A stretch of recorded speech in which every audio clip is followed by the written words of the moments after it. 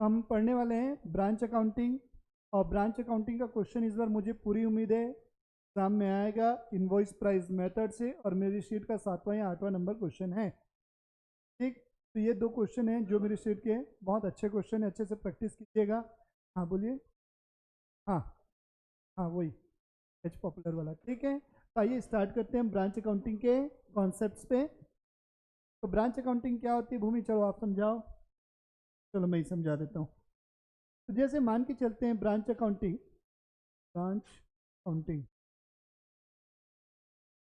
Branch account हमारा chapter का नाम है। हमारी 2 चीज़ें होती है, एक होता है हेड ऑफिस और दूसरा होता है ब्रांच। तो हेड ऑफिस क्या होता है, हेड ऑफिस क्या होता है और ब्रांच क्या होती है। मान के चलते हैं, मैं मैं किसका एग्जांपल ले रहा हूँ, श्री शिवम का ले रहा हूँ। चलो श्री शिवम फेमस है, श्री शिवम है। मान के चलते हैं रायपुर में इसका हेड ऑफिस है, पंडरी में। ठीक है, यहाँ पर कहाँ पर, रायपुर में इसका हेड ऑफिस है। और ये अब पॉपुलर हो गया, दूर दूर से लोग आ रहे थे, तो अब ये कस्टमर को सुविधा प्रोवाइड करने के लिए क्या करते हैं, उधर एक नया ब्रांच डाल देते हैं कि चलो उधर मार्केट कैप्चर कर लेते हैं हम। पूरे लोग आ नहीं पा रहे हैं, लेकिन उधर अपन मार्केट डालेंगे तो मार्केट शेयर हमारा बढ़ सकता है। तो इसने एक ब्रांच ओपन कर दी कहाँ, नागपुर में। एक ब्रांच आपने ओपन कर दी है भाई साहब ने भिलाई में। और एक मान के चलते कहाँ ओपन कर दी है, बिलासपुर में। BSP लिख रहा हूँ मैं, बिलासपुर में। तो अब ब्रांच को कौन मेंटेन करेगा, मैनेज कौन करेगा, हेड ऑफिस करेगा। तो इनके लिए जो भी माल भेजना है वो कौन भेजेगा, हेड ऑफिस भेजेगा। ब्रांच के जो भी खर्चे होंगे वो कौन पे करेगा, हेड ऑफिस पे करेगा। सारा काम कौन करेगा, हेड ऑफिस का। अब ब्रांच क्या करेगा, इन गुड्स को क्या करेगा, सेल करेगा, चाहे नकदी में बेचे चाहे उधारी में। तो उस सेल करने से जो भी पैसा आएगा वो ब्रांच अपने पास रखेगा कि हेड ऑफिस को भेज देगा, हेड ऑफिस को भेज देगा। यही हमारा कॉन्सेप्ट है। तो इस ब्रांच अकाउंटिंग को मेंटेन करने की जिम्मेदारी किसकी, हेड ऑफिस की। तो हेड ऑफिस क्या करेगा, ब्रांच अकाउंट बनाएगा। तो हेड ऑफिस जब ब्रांच अकाउंट बनाएगा तो उसमें क्या क्या चीज़ें लिखी जाएंगी। तो मैं एक नॉर्मल बता रहा हूँ, अभी यहाँ पर इसमें cost price method, invoice price method, इनका जिक्र नहीं कर रहा हूँ। यहाँ पर नॉर्मल मैं ब्रांच अकाउंट की बात कर रहा हूँ, ब्रांच अकाउंट दिखता कैसे है। ब्रांच अकाउंट जब हम बनाएंगे, यहाँ हेडिंग है अपनी, 4 कॉलम रहेगा, पर्टिकुलर अमाउंट, पर्टिकुलर, और यहाँ पर क्या लिखेंगे, amount, particular amount, particular amount. तो हम सबसे पहले लिखेंगे to balance BD, debit side में जो भी ब्रांच के पास एसेट्स रहेंगे उन सारी एसेट्स को हम यहाँ लिखेंगे। यहाँ लिखोगे आप टू बैलेंस BD, डिटेल से बता रहा हूँ, ध्यान से सुनिए। आप यहाँ लिखेंगे टू बैलेंस BD। यहाँ पर जितनी भी एसेट्स होंगी उन एसेट्स का जिक्र करोगे। इन जनरल हमारे पास जो एसेट्स होती हैं उसमें सबसे पहले रहता है stock, debtor, cash, petty cash, prepaid expense और other current assets, other assets जो भी होंगी। तो सारी एसेट्स आप यहाँ पर लिखोगे, जितनी भी एसेट्स होंगी। और इन्हीं के क्लोजिंग बैलेंस को, इन्हीं के आप क्लोजिंग बैलेंस को कहाँ लिखोगे, एसेट्स के ओपनिंग डेबिट हुआ है तो क्लोजिंग बैलेंस क्या होगा, क्रेडिट होगा। तो आप यहाँ लिखोगे बाय बैलेंस CD,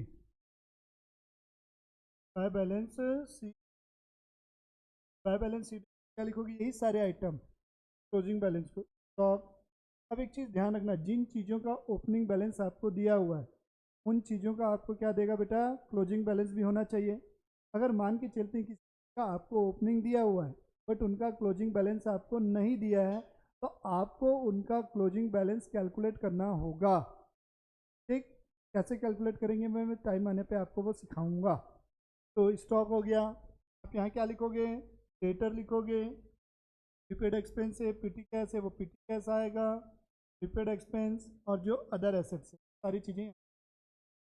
यहाँ तक की चीज़ें क्लियर हुई, एसेट्स का ओपनिंग बैलेंस, एसेट्स का क्लोजिंग बैलेंस। अब एसेट्स हैं तो लाइबिलिटीज़ भी हो सकती हैं। तो जो भी लाइबिलिटीज़ होंगी, तो लाइबिलिटी का कौन सा बैलेंस होता है, क्रेडिट बैलेंस होता है। तो लाइबिलिटीज़ को हम कहाँ लिखेंगे, यहाँ लिखेंगे bye balance, by balance BD। तो लाइबिलिटी में आपके पास क्या क्या हो सकते हैं, creditors, bills payable, outstanding expense और अदर चीज़ें। तो इनके ओपनिंग बैलेंस आ जाएंगे यहाँ पर, और जितने भी क्लोजिंग बैलेंस होंगे लाइबिलिटी के वो कहाँ लिखोगे, डेबिट साइड में। यहाँ पर क्या लिखोगे, टू बैलेंस कैरिड डाउन, वही creditors, bills payable, outstanding expenses जितनी थी वो सारी एज इट इज़ यहाँ आ जाए। तो पहली चीज़ क्लियर हो गई, आधा फॉर्मेट खत्म। अब हेड ऑफिस ब्रांच को जो भी माल भेजेगा, बेचेगा नहीं बोल रहा हूँ, भेजेगा, तो उसे आप क्या लिखोगे, डेबिट साइड में लिखोगे। कहाँ लिखोगे, डेबिट साइड में। क्या नाम से, to goods sent to branch. Head office ने ब्रांच को जितना माल भेजा वो आपका डेबिट होगा। अब आप क्या करोगे, अब हेड ऑफिस के लिए खर्चे करने की जिम्मेदारी किसकी है, वहाँ जो भी वहाँ का रेंट है, वहाँ जो भी आपकी एसेट है, वहाँ जो भी एम्प्लॉय है उनकी सैलरी है, वहाँ जो भी खर्चे लग रहे हैं सबको पेमेंट कौन करेगा, हेड ऑफिस करेगा। तो हेड ऑफिस यहाँ लिखेगा टू कैश या बैंक, जैसा भी क्वेश्चन में दिया होगा लिखा रहेगा कि हेड ऑफिस उनको वीकली चेक्स के द्वारा पेमेंट करता है तो बैंक आएगा। कुछ नहीं लिखा था, आप कैश या बैंक कुछ भी लिख सकते हैं, कोई इशू नहीं। टू कैश या यहाँ लिखेंगे बैंक। यहाँ नरेशन में यहाँ ब्रैकेट में क्या लिख दोगे, expenses of branch paid by head office. अब मान लो हेड ऑफिस ने क्या किया, ब्रांच को कोई एसेट खरीदने के लिए पैसा भेज दिया, बोला कि यार ये पैसा भेज रहा हूँ, आप इससे अपनी दुकान के लिए फर्नीचर ले लेना। तो आप यहाँ क्या लिखोगे, टू कैश लिखोगे, ब्रैकेट में क्या, फर्नीचर। कोई डाउट यहाँ तक, जो माल भेजा और जो खर्चे किए, एसेट का ओपनिंग बैलेंस, जो माल भेजा और जो ब्रांच के लिए उसने खर्चे किए, वो तीन चीज़ें डेबिट हो जाएंगी, और लाइबिलिटी का क्लोजिंग बैलेंस। क्रेडिट साइड में आपने अब क्या क्या लिखना है, अब जितना भी माल बेचा जाएगा किसके द्वारा, ब्रांच के द्वारा, उन माल का जो भी कलेक्शन होगा वो किसको भेजेगा, हेड ऑफिस को। तो आप यहाँ क्या लिखोगे, बाय कैश, ब्रैकेट में यहाँ लिख सकते हो कैश सेल, समझने के लिए कैश सेल का पैसा भेजा। अब मान लो मैंने जो माल, मैं मतलब कि ब्रांच ने जो माल क्रेडिट में सेल की होगी, तो सामने वाली पार्टी क्या कहलाएगी, उसके लिए डेटर। वो डेटर से क्या करेगी, पैसा कलेक्ट करेगी, और डेटर से जब पैसा कलेक्ट हो जाएगा तो वो किसको भेज देगी, हेड ऑफिस को भेज देगी कि नहीं। आप यहाँ क्या लिखोगे, बाय कैश, ब्रैकेट में क्या लिखोगे, collected from debtor, collected from क्या लिखोगे, डेटर, हाँ या ना। अब इसके बाद मान लो ब्रांच ने जो माल भेजा, सॉरी हेड ऑफिस ने जो माल ब्रांच को भेजा था उसमें कुछ डिफॉल्ट था या कुछ चीज़ें सैंपल के अकॉर्डिंग नहीं, या किसी रीजन से जैसा उसने चाहा होगा नहीं होगा, तो हेड ऑफिस क्या करेगा, सॉरी ब्रांच क्या करेगा, उस माल को रिटर्न करेगा। आप यहाँ क्या लिखोगे, by goods sent to branch, bracket में क्या लिखोगे, रिटर्न फ्रॉम ब्रांच, ब्रांच ने जो माल वापस। इसके बाद आपका क्वेश्चन खत्म, इधर का टोटल आप करोगे, इधर के टोटल को माइनस करोगे, बैलेंसिंग फिगर इधर बचा तो उसे क्या नाम दोगे, to profit and loss, bracket में प्रॉफिट, अगर बैलेंसिंग फिगर इधर आया तो by profit and loss, bracket में क्या लिखोगे। कोई डाउट यहाँ पर।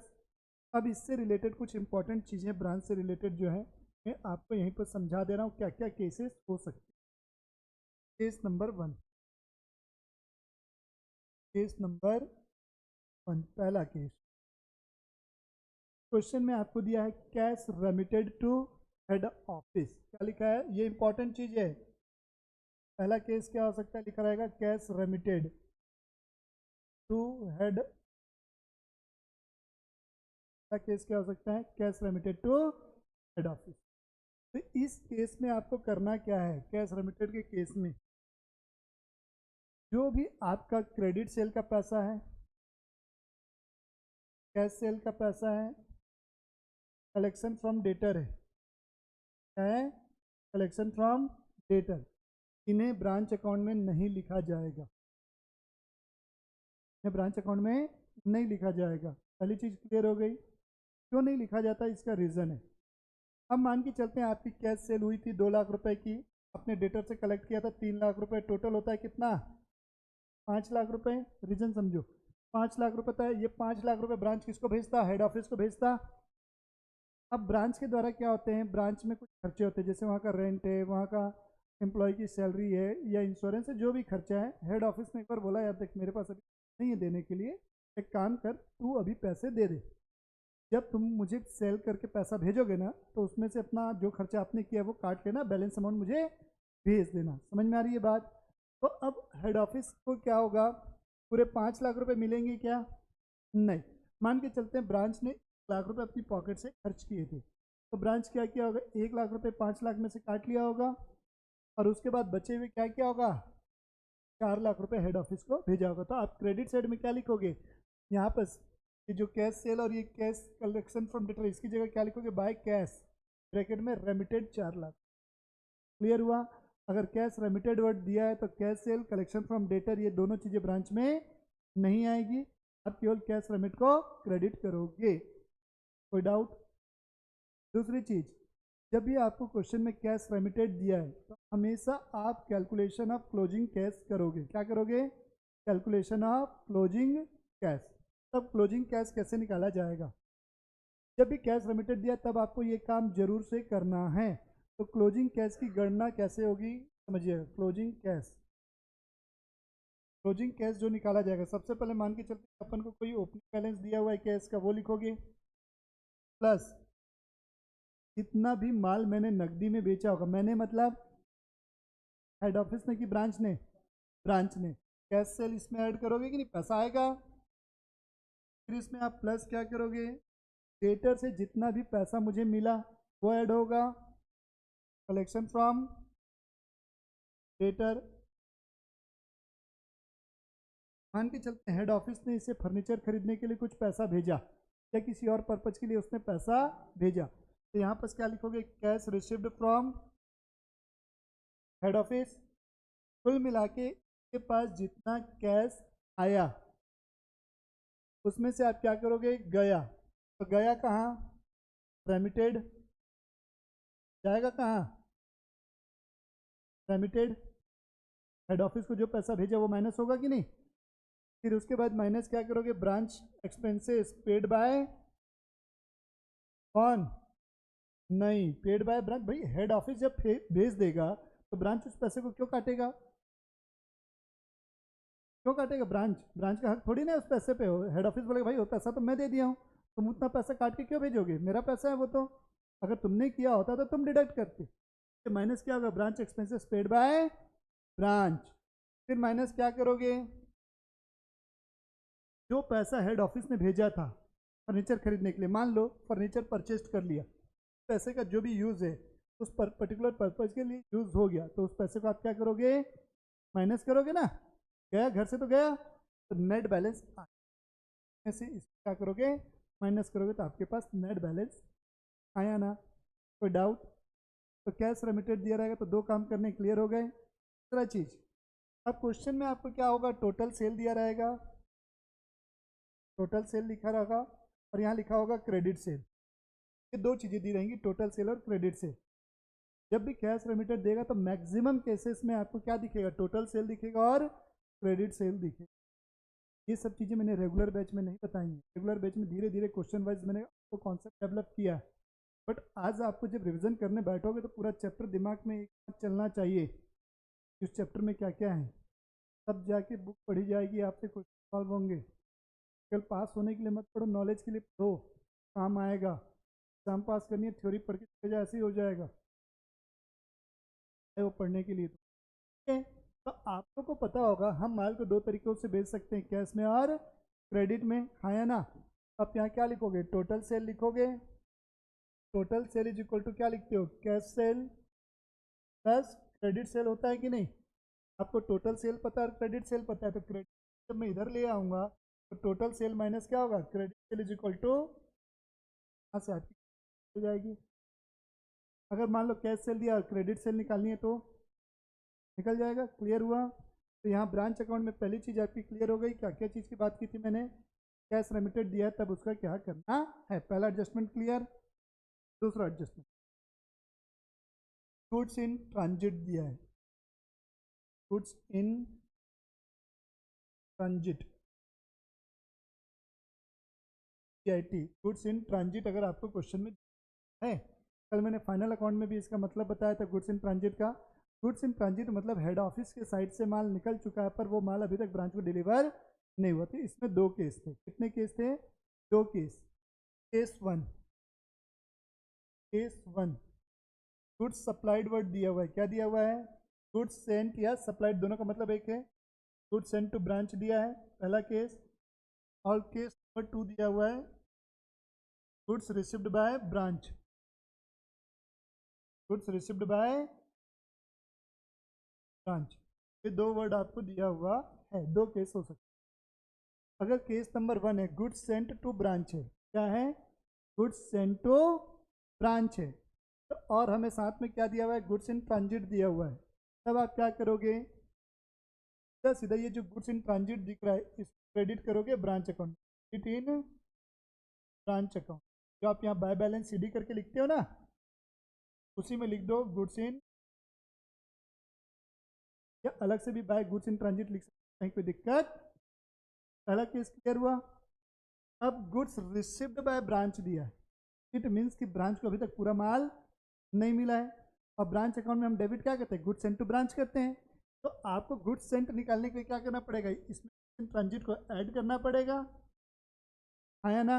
और ये माल अभी तक मिला नहीं है, जब भी मिलेगा ये मेरे लिए स्टॉक होगा कि नहीं होगा? तो इस क्या होगा? क्रेडिट साइड में भी दिखेगा। दो ट्रीटमेंट हो।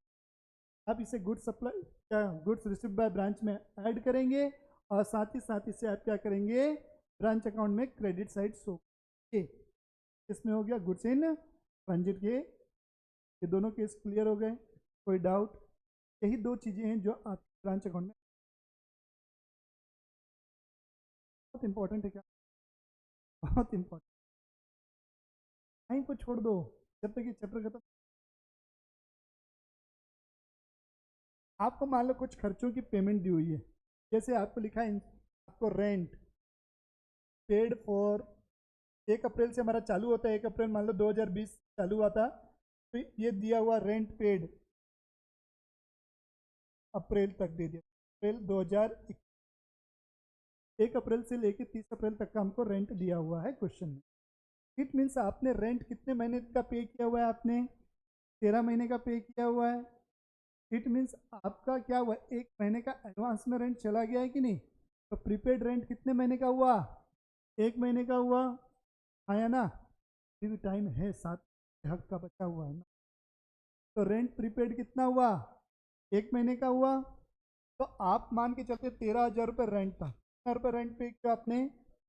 13,000। कितने महीने का पे किया? 13 महीने का। तो डिवाइडेड बाई क्या लिखोगे? 13। प्रीपेड कितने महीने का है? 1 महीने का। तो इंटू क्या करोगे? 1। तो कितना आया? 1,000 रुपये। 1,000 को आप क्या करोगे?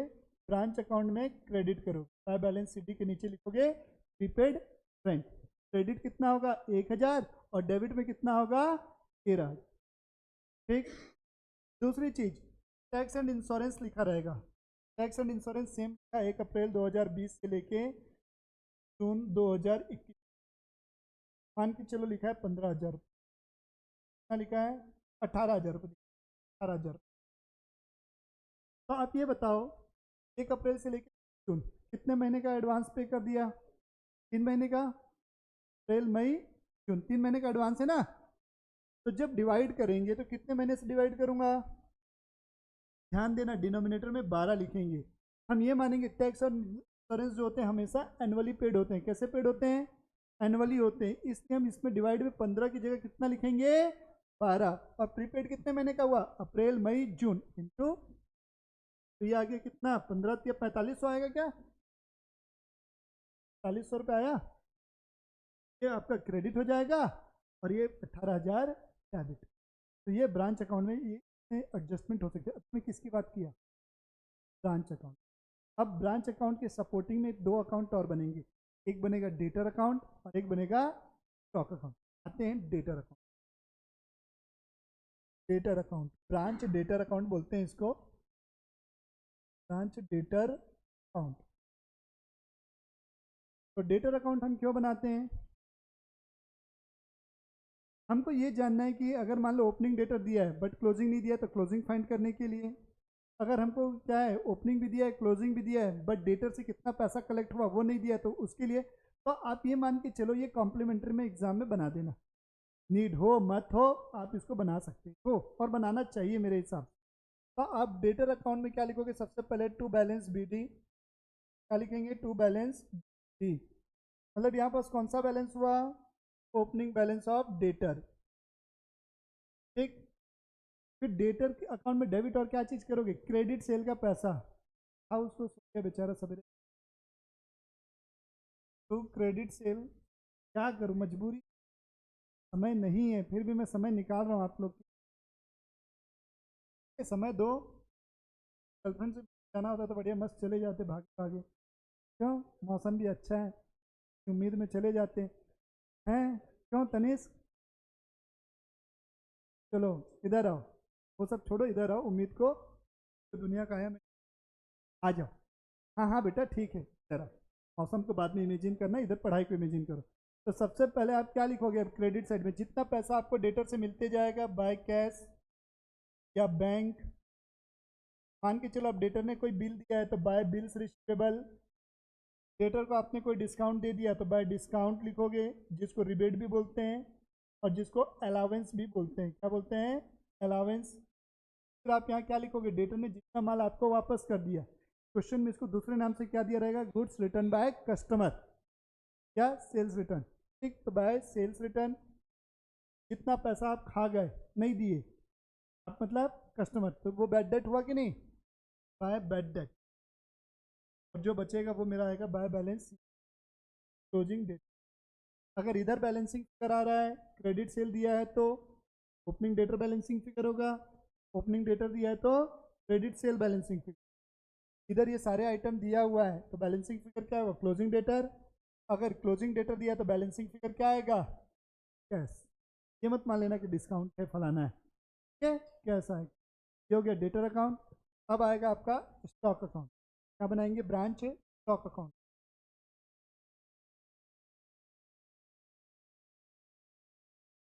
Branch stock account. तो ब्रांच स्टॉक अकाउंट में क्या लिखोगे, हाँ बेटा जाना है, जाके क्या, तबीयत खराब हो जाएगी, कल भी नहीं आ पाओगे, पढ़ लो, दियो यार, इतना वसूल तो करो कुछ,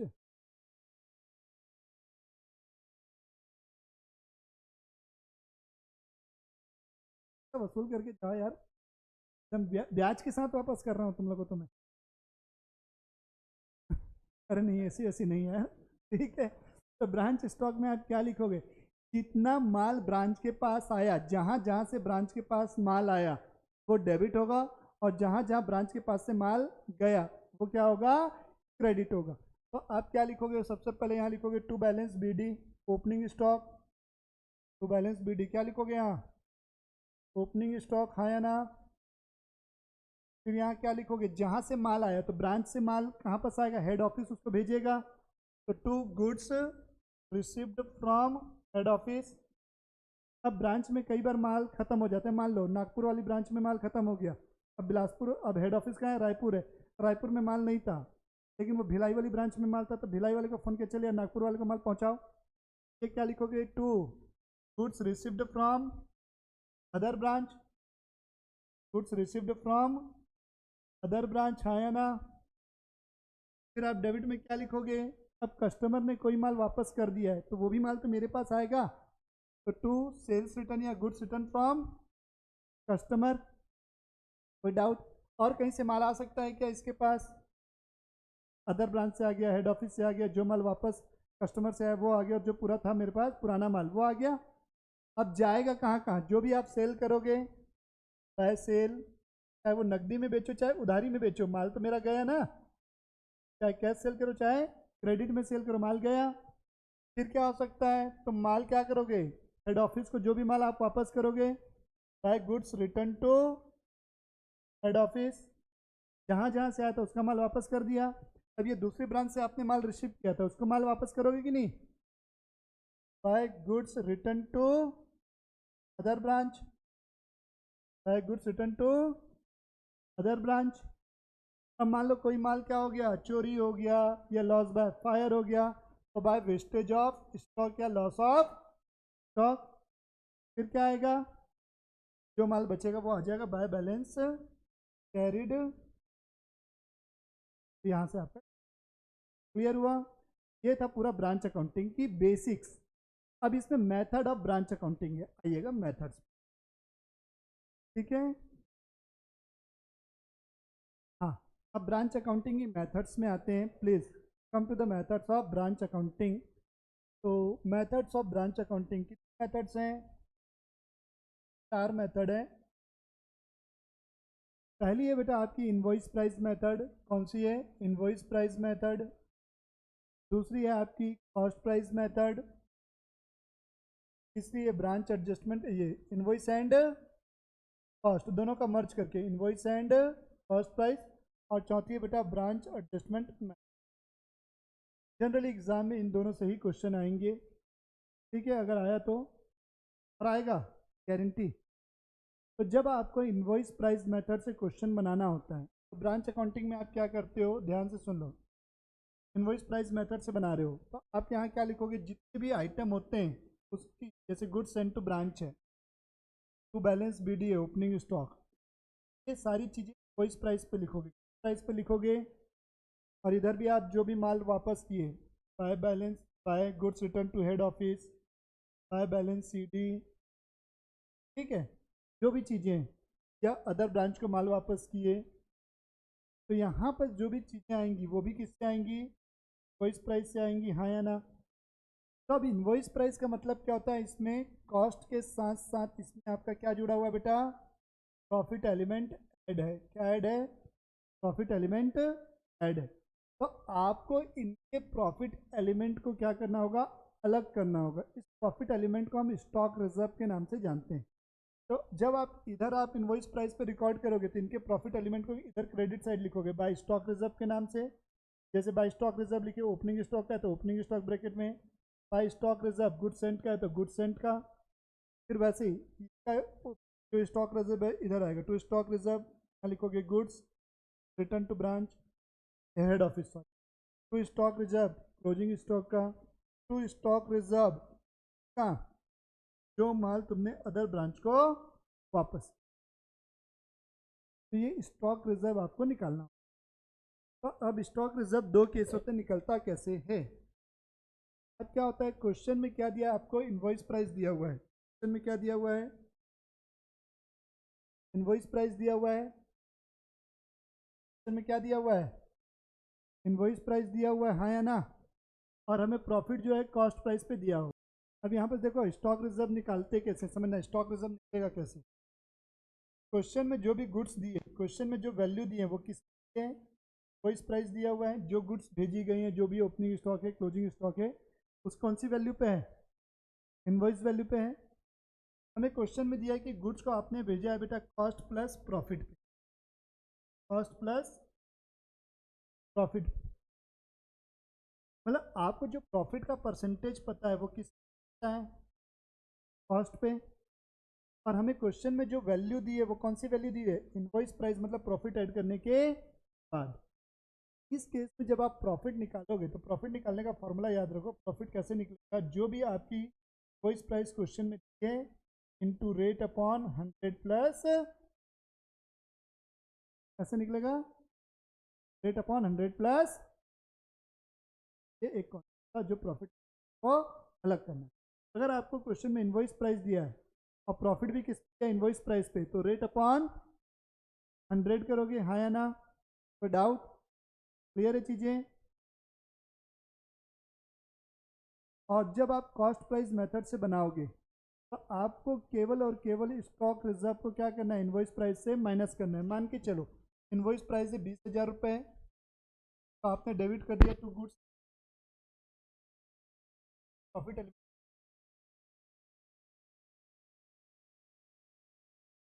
जब आप इसी कॉस्ट प्राइस जरूरत तो स्टॉक रिजर्व